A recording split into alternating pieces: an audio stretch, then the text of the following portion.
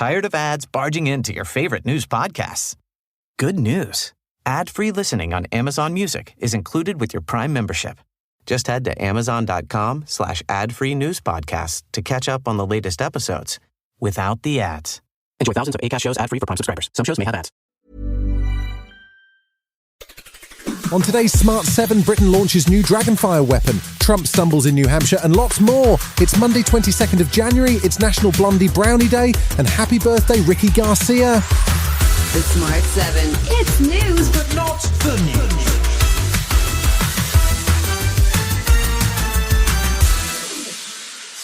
The Gaza Health Ministry announced on Sunday that the death toll in Gaza since October 7th has now exceeded 25,000 people. The UN Secretary-General Antonio Guterres described the number as heartbreaking, and as the Houthi rebels continue to harass shipping in the Red Sea, there were red faces for the British Navy as reports emerged that two British warships crashed into each other last week in Bahrain.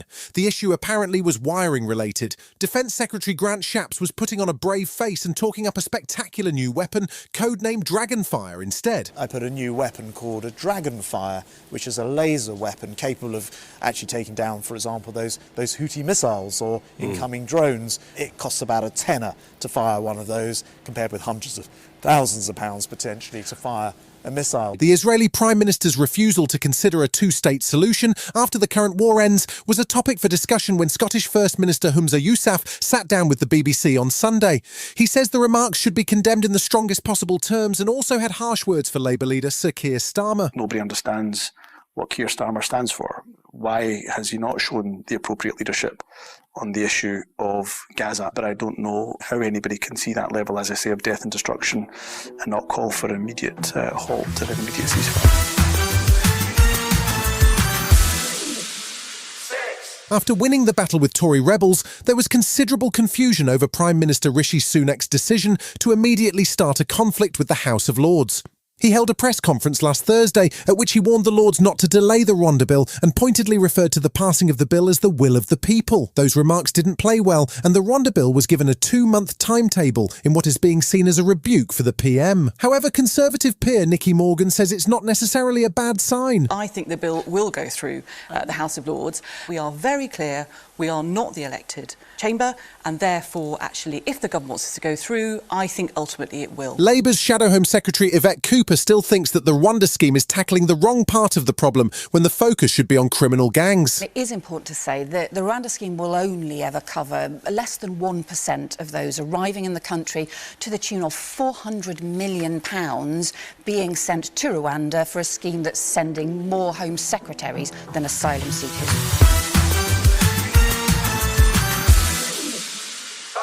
It's nearly 2 years now since Russia's war on Ukraine started, and there's no end in sight. Ukrainian President Zelensky sat down for an in-depth interview with Channel 4 News this weekend and extended an invitation to Donald Trump to visit Kyiv. Trump has been boasting he could end the war in 24 hours, while his Republican allies continue to hold up military aid that Ukraine desperately needs. Russia continues to shell civilian targets, including a shopping centre in Donetsk on Sunday, and the situation looks increasingly difficult for Ukraine. As the war drags on, NATO is poised to launch its biggest military exercises in years, as Operation Steadfast Defender will see 90,000 NATO troops, including 20,000 British troops, engage in drills focused around the Baltic states. Chair of NATO's military committee, Admiral Rob Bauer, says it's partly about long-term planning, not just about Russia. Not everything is plannable. Not everything is going to be hunky-dory in the next 20 years. It's not a given that we are in peace. That's why we have the plans. That's why we are preparing for a conflict with Russia and the terror groups, if it comes to it, if they attack us. If they attack us, we have to be ready. The New Hampshire Republican primary takes place on Tuesday, but it will no longer feature Florida Governor Ron DeSantis. He pulled out of the race on Sunday night, endorsing Donald Trump in the process. It comes as at a rally this weekend, Trump made a major stumble as he ranted about Nikki Haley and got his wires crossed, confusing her with Nancy Pelosi and blaming her for not calling in the National Guard on January 6th. It's not the only stumble that Trump has made, raising more and more questions about his mental state, even as he proclaims that Joe Biden is confused. Haley took the unusual step for a Republican of referring to it directly and was suggesting that voters need to do some maths before they vote for Trump. My parents are up in age, but when you see them hit a certain age, there is a decline. And this is a situation where our country is very vulnerable right now. And we can't just have 4 years. We've got to have 8 years of somebody that's on it all the time. Still to come on the Smart 7. Liverpool have an offer for Sven and Tom Cruise gets a win. Right after this. Tired of ads barging into your favorite news podcasts? Good news. Ad-free listening on Amazon Music is included with your Prime membership. Just head to amazon.com/ad-free news podcasts to catch up on the latest episodes without the ads. Enjoy thousands of Acast shows ad-free for Prime subscribers. Some shows may have ads. Welcome back.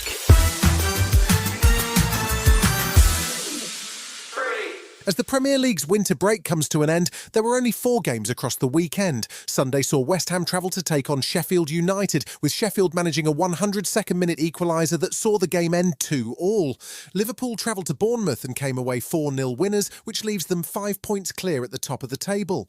Manager Jurgen Klopp responded on Sunday to the news this week that former England manager Sven-Goran Eriksson has terminal cancer. Eriksson said his one unfulfilled dream was to manage Liverpool, and Jurgen had a generous offer. Sven, you are invited from the bottom of all our hearts. You are invited to come here, and you can have my office. We can everything. You can can lead a session if you want. That's all no problem. Here we are, open arms. Come over here, and let's have a few great hours together.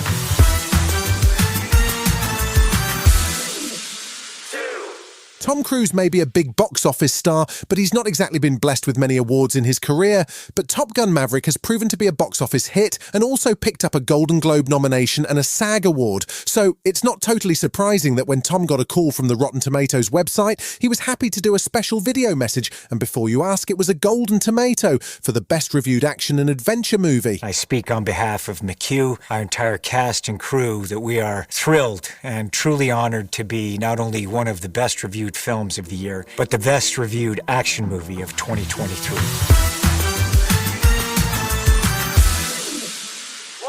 If you like slightly depressing coming-of-age comedies, I may have just the thing for you. It's called Suncoast, and it's a semi-autobiographical movie by first-time writer and director Laura Chin. It's got an all-star cast with Laura Linney, Woody Harrelson and Nico Parker, who played Pedro Pascal's daughter in The Last of Us. Parker plays Doris, a teenager coping with a sick brother who finds an unlikely mentor in Harrelson, who plays an eccentric activist.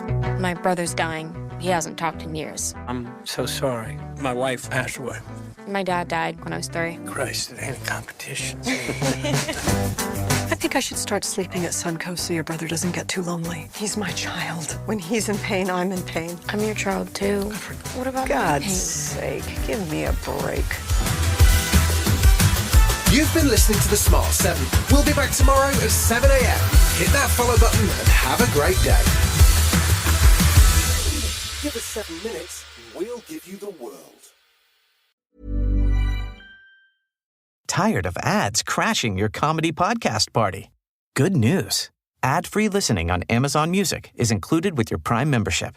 Just head to amazon.com/ad-free comedy to catch up on the latest episodes without the ads. Enjoy thousands of Acast shows ad-free for Prime subscribers. Some shows may have ads.